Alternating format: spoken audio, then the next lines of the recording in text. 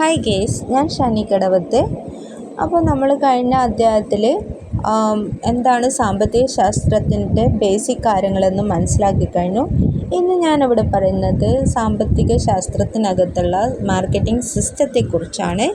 എന്താണ് marketing system? ഇതിനകത്ത് first വരുന്നത് ഒലിഗോപ്പൊളിയാണ്. ഒലിഗോപ്പൊളിക്ക് അകത്തുണ്ടാകുന്ന സംഭവം എന്ന് പറഞ്ഞു കഴിഞ്ഞാൽ കുറച്ച് സെല്ലേഴ്സ് ഉണ്ടാവും.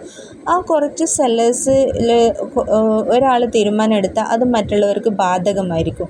അപ്പോൾ ആ തീരുമാനത്തിൻ്റെ ബാധകമാകുമ്പോൾ അതിനകത്ത് എന്ത് സംഭവിക്കും?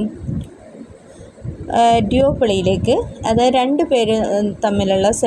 രണ്ട് സെല്ലേഴ്സ് തമ്മിലുള്ള ഒരു മാർക്കറ്റിംഗ് സിസ്റ്റത്തിലേക്ക് മാറും.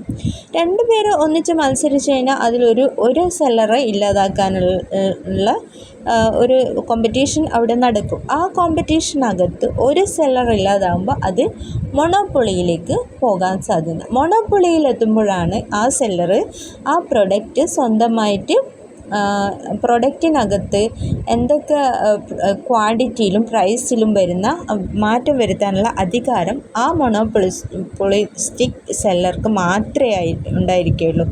അപ്പോൾ അത് ഓട്ടോമാറ്റിക് മാർക്കറ്റിനകത്തുള്ള ഘടകങ്ങൾ, ഫാക്ടേഴ്സ്, ഈ ഏതെങ്കിലും തരത്തിൽ ഈ മൊണോപ്പൊളിസ്റ്റ് നിയന്ത്രിച്ചു കഴിഞ്ഞാൽ ചിലപ്പോൾ അതിനകത്ത് എന്ത് സംഭവിക്കും? ചിലപ്പോൾ അയാളുടെ മൊണോപ്പൊളി തന്നെ തകരാൻ സാധ്യതയുണ്ട്. ഇത് ഈ ഇക്കണോമിക് മാർക്കറ്റിനകത്ത് നടക്കുന്ന ഒരു സാധാരണ നടക്കാറുള്ള ഒരു ടെൻഡൻസിയാണ്. അപ്പോൾ ഇത് മാറി മറഞ്ഞു വരാം. അത് പ്രൊഡക്റ്റിൻ്റെ നിലവാരത്തിനനുസരിച്ച് ഇരിക്കും കാര്യങ്ങൾ. ഓക്കെ.